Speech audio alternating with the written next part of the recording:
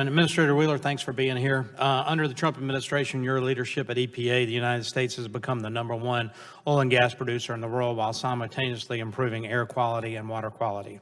I want to thank you and the EPA's proposed rule regarding Section 401 of the Clean Water Act.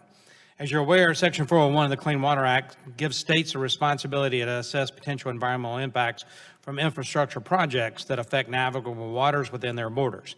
States are responsible for certifying projects being permitted by the EPA, the Army Corps of Engineers, or FERC. Under the law, these projects must also be approved or denied by state regulators within 1 year. Recently, states have weaponized the certification process to deny permits for pipelines, hydropower projects, and export terminals for ideological and political reasons that have nothing to do with water quality. In my view, these states like New York are abusing their responsibilities under the Clean Water Act, and it's time for EPA to step up to rein them in. Further, litigating every permit and blocking pipelines and clean energy projects like hydropower is having an adverse environmental impact and is harming consumers.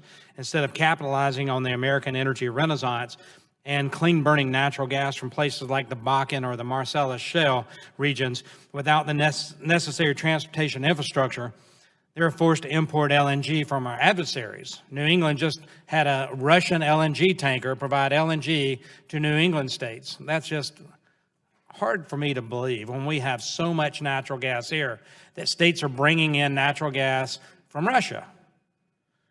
Thanks to natural gas, the United States is leading the world in emissions reduction, but consumers in some parts of the country don't have access because they can't get a pipeline built. Ironically, New York is the #1 consumer of heating oil, which is dirtier and more expensive than natural gas, but yet they're blocking natural gas pipelines because of climate change politics. We don't give enough credit to the environmental progress the United States has made as a result of the American energy renaissance. Despite the efforts by activists to block any fossil fuel-related infrastructure project, the net environmental, economic, and geopolitical benefits are undisputed.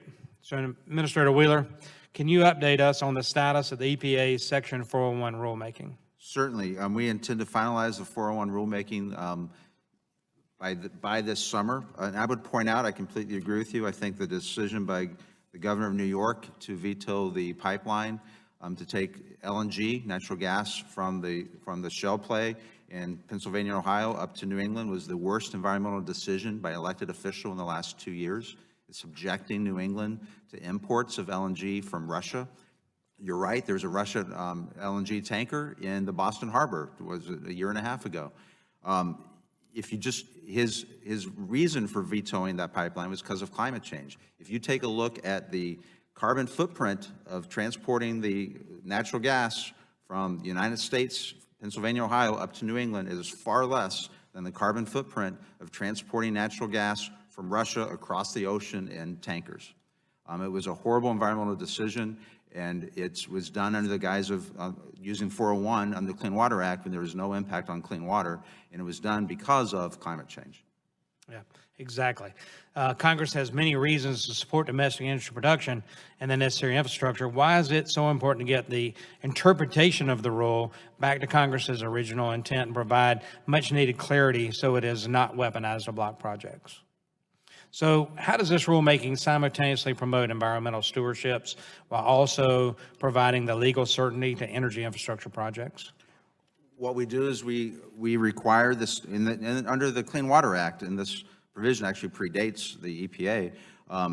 States are supposed to only use the 401 veto for clean water reasons, and they're supposed to do it in a timely fashion. So we are putting a timeline where a governor would have to veto a project within a year or less, depending on the project, and it has to be because of water quality issues, not because of climate change or unrelated water issues. Well, I appreciate you being here.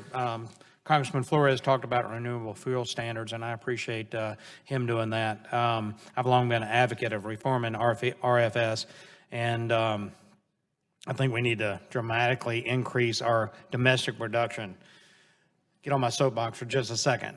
We see the environmental left stop these type of pipeline projects that we talked about earlier.